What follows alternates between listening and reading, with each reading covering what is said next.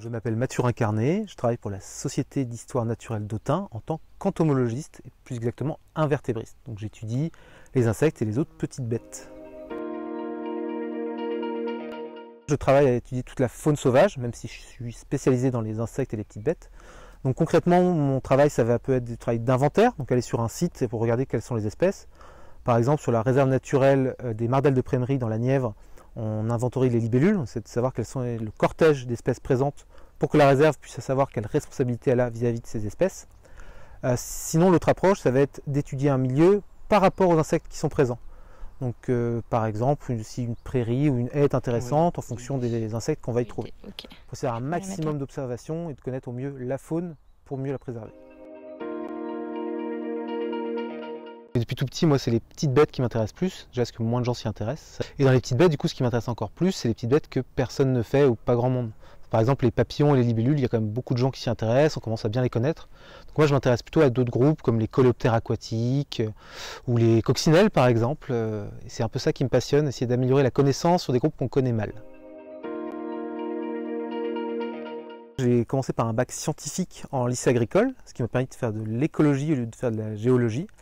Derrière, je suis allé en faculté de biologie, mais c'était pas pour moi, et donc je suis reparti en brevet de technicien supérieur agricole en gestion et protection de la nature. Ça m'a beaucoup plu, et j'ai fait une année de plus en licence professionnelle, analyse et technique d'inventaire de la biodiversité à Lyon.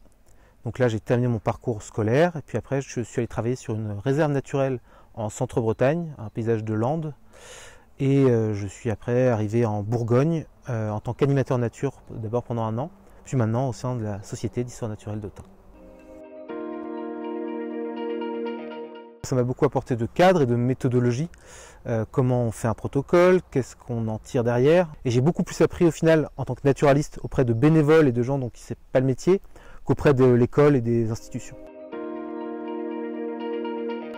Le conseil le plus important, c'est s'investir dans les associations et dans des actions bénévoles, soit parce que c'est là qu'on apprend le plus au final, auprès soit de professionnels qui travaillent vraiment, soit de bénévoles passionnés, qu'on apprend du concret, comment on détermine, les petits conseils du terrain. On apprend aussi de l'expérience, on est vraiment dans la forêt, pas dans une classe.